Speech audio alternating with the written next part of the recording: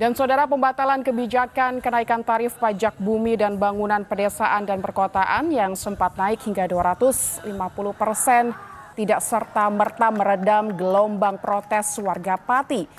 Warga tetap menggelar unjuk rasa menuntut Bupati Pati Sudewo lengser dari jabatannya. Kita akan membahasnya lebih dalam, saudara, bersama Ketua KPPOD Herman N. Suparman lewat sambungan Zoom untuk mengulas lebih lanjut. Selamat pagi, Pak Herman. Selamat pagi, Mbak Lintang. Ya, Pak Herman, apa pandangan Anda terkait tuntutan warga agar Bupati Pati mundur meskipun kebijakan sudah dibatalkan begitu? Namun nampaknya amarah warga, kekecewaan warga ini sudah tidak terbendung lagi hingga aksi unjuk rasa hari ini sejak tadi pagi sudah mulai berlangsung. Ya, ini kan satu bentuk tuntutan publik gitu ya terhadap seorang kepala daerah yang itu notabene dipilih langsung oleh warga atau mendapat mandat langsung dari rakyatnya, dan dia mengkhianati gitu ya kepercayaan masyarakat Pati atau warga Pati terkait dengan kebijakan pajak dan retribusi daerah, lebih khusus lagi terkait dengan PBBP 2. Dan bagi kami resistensi dan juga tuntutan mundurnya bupati ini itu masuk akal karena kebijakan yang diambil oleh seorang kepala daerah yang dipilih langsung oleh rakyatnya itu justru menimbulkan beban yang luar biasa terhadap warganya sendiri gitu ya. Dan bagi kami ini sebetulnya satu sinyal kepada semua kepala daerah, tidak hanya di Pati gitu ya, terhadap semua kepala daerah ketika mereka menyusun sebuah kebijakan publik yang itu berpotensi menambah beban bagi publik, itu semestinya harus memperhatikan apa yang menjadi aspirasi, kebutuhan, dan juga masalah yang dihadapi oleh warganya gitu ya. Dan dengan kejadian per hari ini menurut kami ini satu pembelajaran penting, tidak hanya untuk kepala daerah dalam hal ini Bupati Pati, tetapi juga untuk kepala-kepala daerah yang lain gitu Baik. ya. Karena kalau sebetulnya kita melihat Mbak Lintang, ini kan tindak lanjut dari peraturan daerah terkait dengan pajak dan retribusi daerah ya. Dan Perda pajak dan retribusi di Kabupaten Pati itu sudah diterbitkan awal tahun lalu. Perda nomor 1 tahun 2024 terkait dengan pajak dan retribusi daerah di Pati gitu ya. Dan tahun ini Bupati Pati, Bupati Sadewo itu mengeluarkan sebuah peraturan bupati gitu ya. Itu adalah turunan teknis dari Perda 1 tahun 2024 yang mengatur tarif dan juga ketentuan NJOP di PBBP 2-nya. Dan kami melihat ketika itu sudah diumumkan publik gitu ya, dan ada resistensi yang luar biasa, itu kan satu tanda bahwa dalam proses penyusunan peraturan bupati tersebut, Bupati Sudewo itu tidak melihat seperti apa aspirasi dan juga seperti apa aspirasi dari masyarakat di Kabupaten Pati gitu ya. Bayangkan kenaikannya itu kalau kita lihat di pemberitaan media itu sampai 250%. Di tengah kondisi perekonomian yang kita lihat per hari ini gitu ya, itu seharusnya seorang kepala daerah yang dekat dengan masyarakat seharusnya itu peka gitu ya dengan masalah-masalah yang dialami oleh masyarakatnya gitu Mbak Lintang. Yang jadi highlight tadi berarti adalah terkait bagaimana ini menjadi alarm begitu, penanda atau pengingat bukan hanya untuk Pati tapi untuk kabupaten lain supaya bupatinya lebih mendengar aspirasi masyarakat dan tidak serta-merta menggulirkan kebijakan begitu. Pak Herman, begini, Bupati Sudewo ini kan baru belum genap 6 bulan menjabat begitu, tapi amarahnya sudah begitu besar, terkumpul hari ini, bahkan sudah tergaungkan dari kemarin dan puncaknya hari ini masyarakat melakukan aksi demo begitu. Apakah Anda melihat ada kekecewaan yang sudah dipupuk sejak awal begitu, bukan hanya serta-merta terkait dengan PBB 250%, karena Bupati Sudewo ini baru menjabat belum genap 6 bulan. Anda melihatnya seperti apa hingga akhirnya kemarahan publik terjadi hari ini?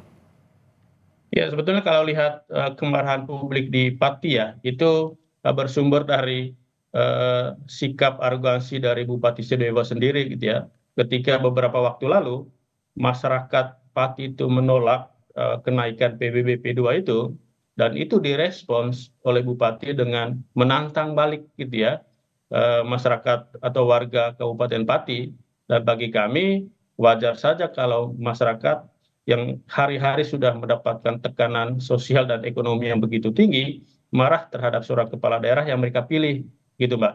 Jadi bagi kami ini sebetulnya satu tanda bahwa ketika seorang kepala daerah itu tidak peka dengan kondisi sosial ekonomi masyarakatnya, ditambah lagi dengan sikap arogansi seperti ini, ya masyarakat pasti marah dan kecewa dengan sikap seorang kepala daerah seperti itu.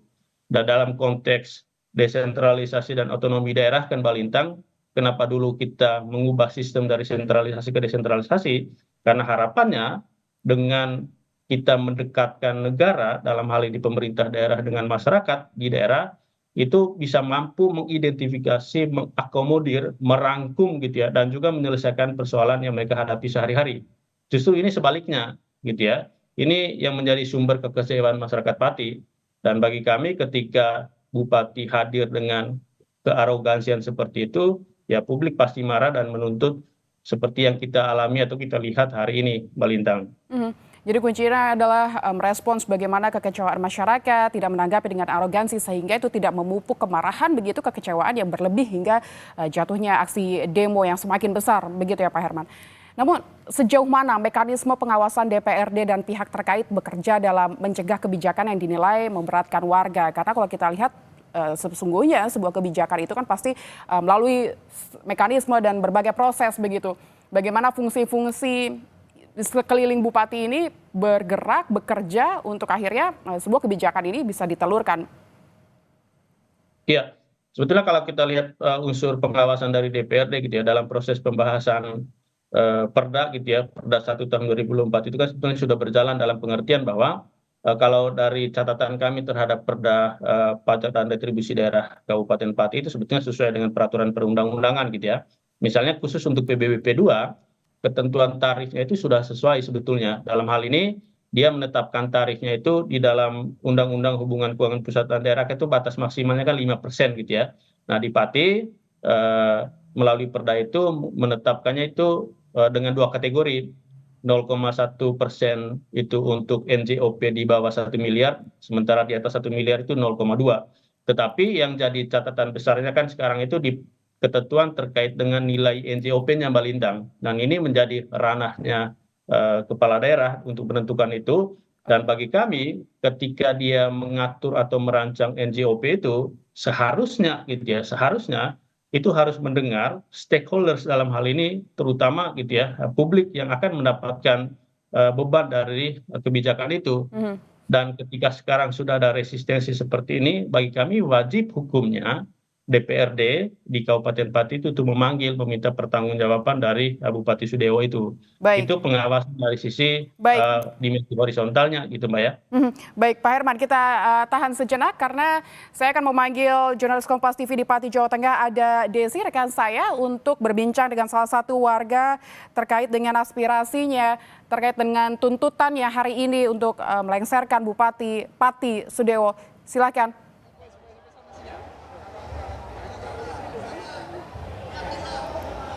Silakan Gesi. Ya, Lintang dan juga saudara, saat ini semakin ramai, semakin panas juga situasi yang ada di alun-alun kota Kabupaten Pati ini. Dan saat ini Lintang dan juga saudara bisa Anda saksikan saya ini bersama salah satu orator ya Pak ya, tadinya menyampaikan orasi secara percaya diri dan juga mendukung penuh masyarakat atau massa dari Pati ini untuk memberikan unjuk rasa begitu ya kepada pemimpinnya. Pak, apa ini Pak yang menjadi landasan kok Bapak ini dari Surabaya tadi ya Pak ya, jauh-jauh hadir ke sini untuk mendukung masyarakat Pati Pak? Jadi kita dari gerakan No Viral No Justice di Surabaya pada tanggal 13 Agustus ini hadir untuk mensupport gerakan rakyat Pati di dalam melakukan perlawan arogansi kekuasaan Bupati Pati ini. Tetapi yang hadir tentu tidak hanya saya. Ribuan, puluhan ribu orang ini tidak hanya orang-orang Pati. Ada Magetan, ada Blitar, ada tadi Sumeneb, ada Kalimantan, ada Sulawesi. Mereka semua sukacita berbondong-bondong hadir di sini tanpa dibayar. Tidak ada provokator. semua dengan kesadaran bahwa ketika rakyat Pati itu tersakiti, maka yang sakit juga orang luar daerah. Makanya ini untuk pertama kalinya ada gerakan rakyat yang bermasalah itu Pati, tapi supportnya itu dari luar Pati banyak. Ya ini Pati. Maka menurut saya ini harus menjadi pilot project supaya bupati, gubernur di daerah lain tidak boleh arogan, tidak boleh dolim, tidak boleh memaksakan kehendak di dalam membuat sebuah kebijakan. Aspirasi masyarakat harus didengar. Kalau memang rakyat itu tidak mampu ada kenaikan pajak, jangan dipaksakan. Kalau dipaksakan, maka akan muncul perlawanan seperti di Kabupaten Pati ini. Jadi ini menjadi pengingat buat bupati-bupati yang lain. Kalau enggak, akan terjadi gelombang rakyat seperti ini. Tapi Pak, ini kan tuntutannya sudah dibatalkan ya Pak, dan ini kan sudah menjadi perbincangan di pekan-pekan terakhir ini. Lalu tuntutan apa yang hari ini dibawa Pak? Bukan lagi tentang PBB kan Pak ya hari ini tentunya? Ya kalau itu kan teman-teman, ya toh teman-teman ingin supaya bupati itu lengser teman-teman. Tetapi saya ada hal yang lebih penting yang ingin saya sampaikan, dan itu sudah kita buat konten untuk teman-teman di Pati, harus membentuk wadah. Kenapa? Mestinya rakyat tidak perlu demo. Mereka sudah punya perwakilan DPRD Kabupaten Pati. Faktanya tidak ada satupun yang bersuara. Tidak ada satupun anggota dewan itu yang membela kepentingan masyarakat. Maka saya sarankan kepada teman-teman Mas Botok dan kawan-kawan ini, ayo membentuk wadah, tujuannya menjadi lembaga penyampai aspirasi masyarakat. Kalau memang DPRD itu mandul, kalau memang DPRD itu melempem, teman-teman inilah vokalis-vokalis ini, orator-orator, aktivis-aktivis Pati ini yang memperjuangkan problem-problem dari masyarakat.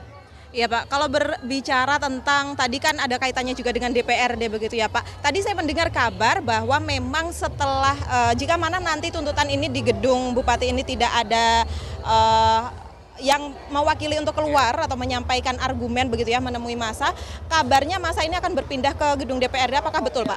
Kalau soal itu ya nggak masalah mau pindah ke kantor gubernur, ke DPRD, tidak apa-apa. Pesan saya tadi pada saat orasi di panggung saya sampaikan, ayo kita tunjukkan tanggal 13 Agustus ini adalah aksi damai.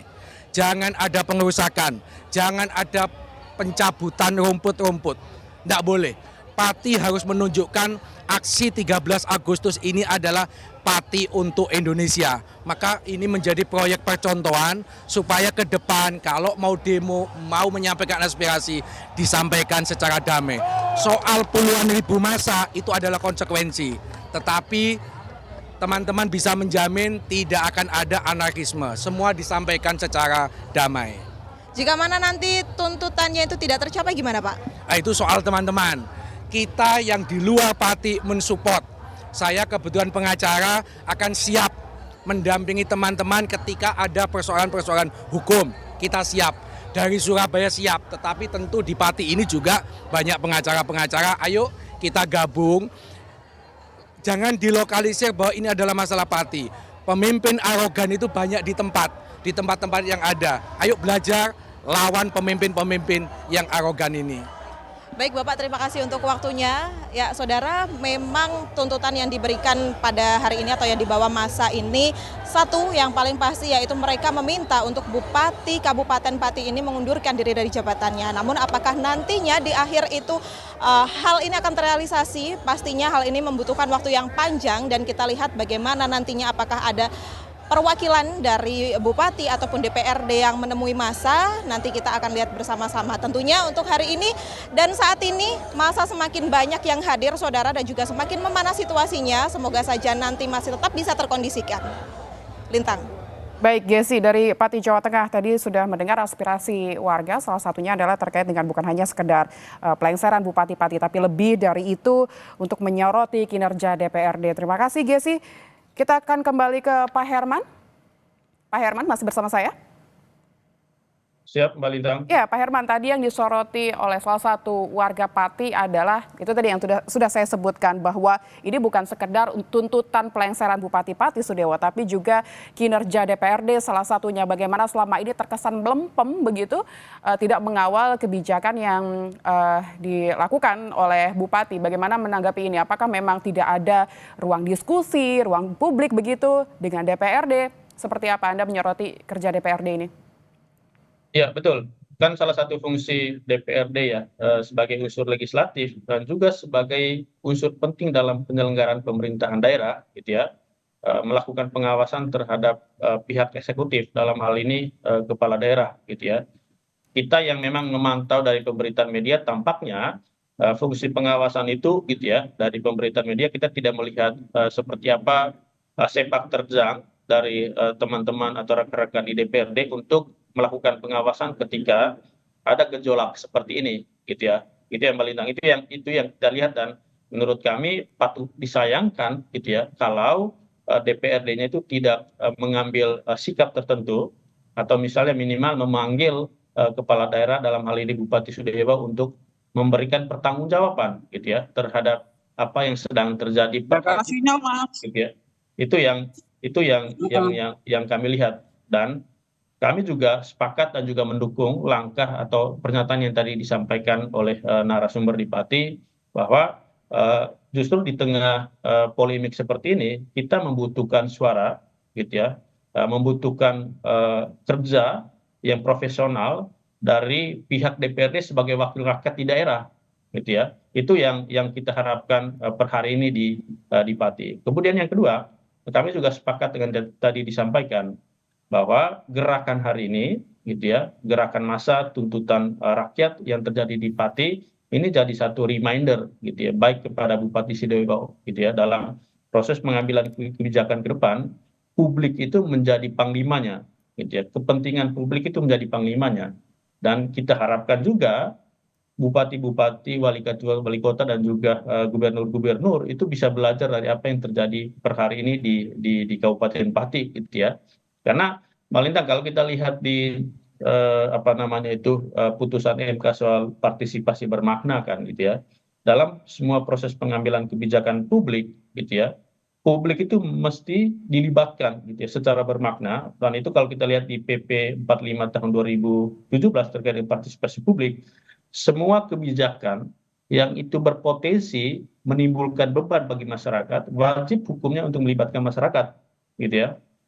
Dan kami melihat apa yang terjadi di Pati, terutama langkah yang diambil Bupati Sudewo, itu sudah tidak memperhatikan kaidah-kaidah yang berlaku itu. Malah Pak Herman. Pak Herman? ya, suara saya terdengar? Terdengar Pak, silakan. Ya, kami melihat bahwa yang terjadi di Pati per hari ini memang salah satunya adalah soal minimnya fungsi pengawasan dari teman-teman di DPRD, gitu ya. Kemudian yang kedua, Bupati Sudewo sendiri itu tidak mengindahkan apa yang sudah ditetapkan oleh peraturan yang lebih tinggi, misalnya soal PP partisipasi publik itu. Kemudian yang kedua, soal bagaimana melibatkan publik secara bermakna di dalam proses pengambilan kebijakan ini, terutama karena kebijakan ini kan berpotensi menimbulkan beban yang luar biasa bagi masyarakat, gitu ya, apalagi dengan di konteks per hari ini, gitu ya, masyarakat itu berada pada himpitan tekanan ekonomi yang begitu tinggi, gitu. Jadi ya, kami melihat Bupati Sudewo dan mungkin juga kepala daerah lain itu perlu peka, gitu ya, terhadap situasi seperti ini. Dan yang kedua, ketika ada resistensi publik, itu seharusnya kepala daerah dan juga DPRD sebagai salah satu unsur penyelenggara pemerintahan daerah itu mesti mendengarkan, gitu ya, apa yang menjadi aspirasi, bukan malah menunjukkan taring kekuasaan. Ketika taring kekuasaan itu ditunjukkan, ya kita bisa lihat seperti apa kemarahan warga, gitu ya, seperti yang terjadi di Pati per hari ini, Mbak Lintang. Oke, berarti adanya arogansi terlihat saat bagaimana pemerintah daerah merespons kemarahan atau kekecewaan publik. Tapi apakah Anda melihat tidak cukup? Kemarin sudah dibatalkan nih Pak. Apakah ini belum cukup untuk meredam masyarakat? Jadi masyarakat ini kecewaannya sudah menumpuk begitu sepertinya. Lalu apa yang harus dilakukan? Ya, bagi kami sekarang pemerintah Kabupaten Pati, baik di sisi eksekutif dalam hal ini Bupati Sudewo dan juga DPRD, perlu membuka ruang dialog gitu ya bagi masyarakat Kabupaten Pati untuk membicarakan seperti apa langkah ke depan. Itu yang pertama. Kemudian yang kedua, ini juga jadi reminder kepada Bupati Sudewo agar ke depan ketika ada kebijakan-kebijakan yang sama gitu ya, yang dalam hal ini berpotensi menimbulkan beban bagi masyarakat, masyarakat itu perlu dilibatkan. Kemudian yang kedua, sebetulnya kan banyak tools-tools yang bisa dipakai gitu ya untuk bagaimana mengakomodir tuntutan atau kebutuhan atau bagaimana membuat kebijakan itu selaras dengan kebutuhan masyarakat gitu ya. Dan di dalam peraturan yang lebih tinggi, baik itu di Undang-Undang Pembentukan Peraturan Perundang-undangan dan juga peraturan-peraturan yang lain gitu ya, bisa menggunakan metode-metode yang bisa memberikan akses yang seluas-luasnya bagi masyarakat, terutama kelompok-kelompok rentan, Mbak Lintang gitu ya. Itu yang kami lihat. Kemudian yang kedua, kita juga sebetulnya mengharapkan gitu ya respons atau intervensi dari pemerintahan yang lebih tinggi gitu ya, terutama dari pemerintah Provinsi Jawa Tengah dan juga Kementerian Dalam Negeri. Kan yang terjadi sekarang itu antara kepala daerah dengan warganya gitu ya. Kita juga sebetulnya membutuhkan penengah nih, dalam hal ini gubernur sebagai wakil pemerintah pusat di daerah dan juga Kementerian Dalam Negeri untuk menyelesaikan persoalan seperti ini gitu ya. Karena jangan sampai ini berlarut-larut, itu bisa merugikan pembangunan di Pati sendiri gitu ya. Karena masyarakat yang butuh kerja dan juga pemerintah perlu kerja. Karena itu kita juga butuh intervensi dari pemerintahan yang lebih tinggi, dalam hal ini Gubernur Jawa Tengah dan juga Menteri Dalam Negeri, Pak. Berbicara pemerintah provinsi, saya mendapat informasi Wakil Gubernur Jawa Tengah Taci Yassin Maimun merestui warga Pati untuk menggelar demo besar-besaran. Meski begitu, diingatkan untuk agar warga Pati tak berlaku anarkis saat aksi. Bagaimana Anda melihatnya, Pak Herman, untuk respon yang didapat dari pemerintah provinsi mengawal demo hari ini?